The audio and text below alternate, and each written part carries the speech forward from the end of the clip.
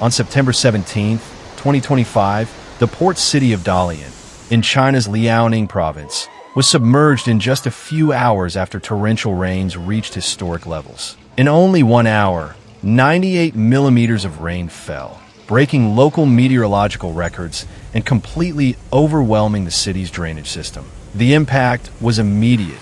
Flooded streets, paralyzed traffic, and commercial activity brought to a halt.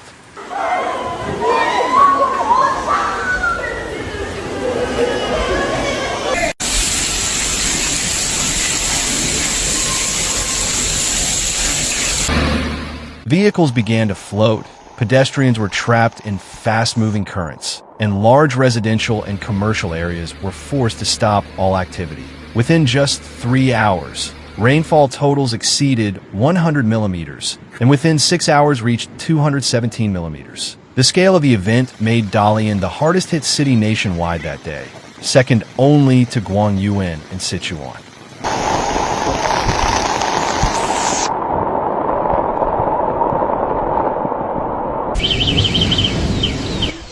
Meteorologists classified the event as a short-term extreme downpour, a phenomenon especially dangerous in densely populated urban centers. At 8:30 a.m., the local meteorological office issued a red alert, the highest level in China's warning system, but by then large parts of the city were already underwater.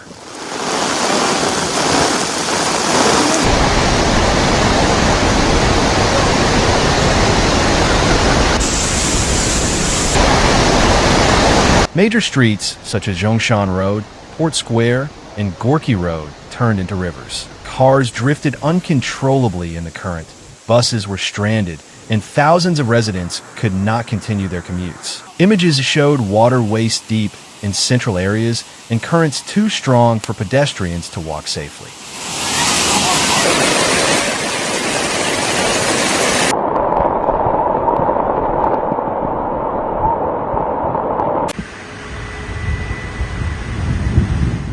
Underground parking lots and low-lying homes were completely inundated, increasing the risk of electrical hazards. Public utilities were placed on maximum alert to respond to emergencies and prevent accidents. High-capacity pumps were deployed at key locations, but the rainfall was too intense for containment efforts to succeed.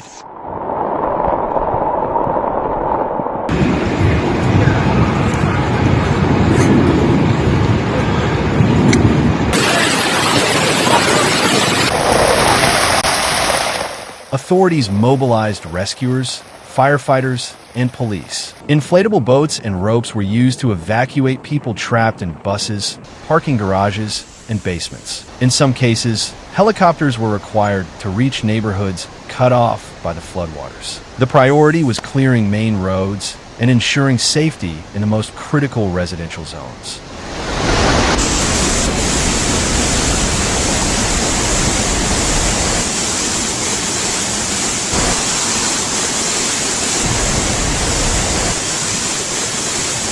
But worse was yet to come.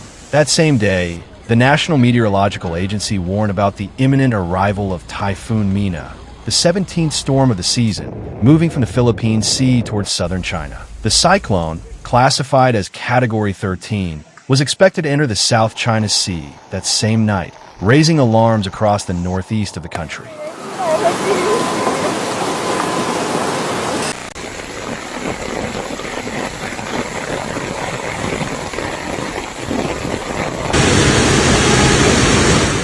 At the same time, forecasters confirmed the formation of Typhoon number 18, named Bagatsa, with the potential to strengthen into a super typhoon. According to projections, Bagatsa could make direct landfall on China's southeastern coast with unprecedented intensity for this year.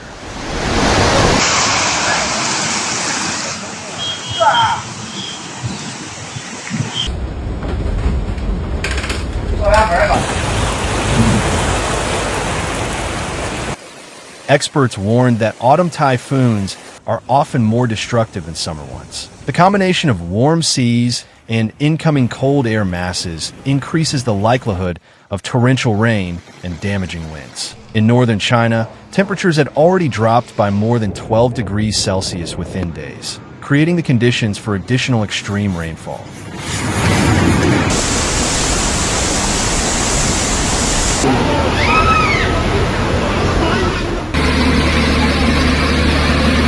Against this backdrop, provinces including Sichuan, Chongqing, Gansu, Hunan, Shaanxi, and Shanxi were already reporting heavy and persistent rainfall. Forecasts indicated that precipitation would continue throughout the week, with nighttime rainfall even heavier than daytime totals, raising the risk of flash floods and landslides.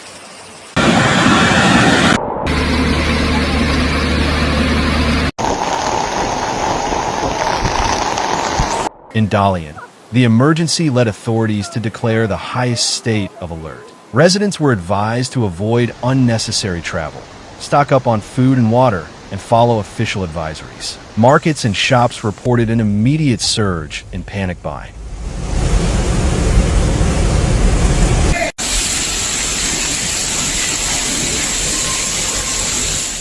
Critical infrastructure, including power, telecommunications, and water supply, was placed under strict monitoring. Maintenance crews worked to reinforce electrical systems and prevent outages. Public transportation was partially suspended, and several schools remained closed.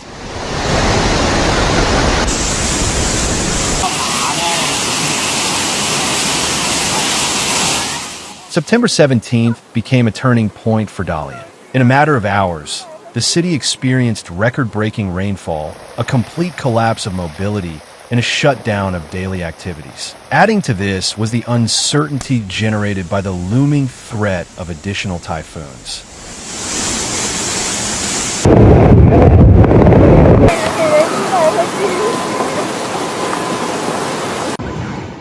What began as an intense downpour ended up exposing the vulnerability of large cities to extreme weather events. Dalian, which had started the day as a bustling port, ended it underwater and in a state of emergency, with its attention fixed on the storm systems still approaching from the ocean.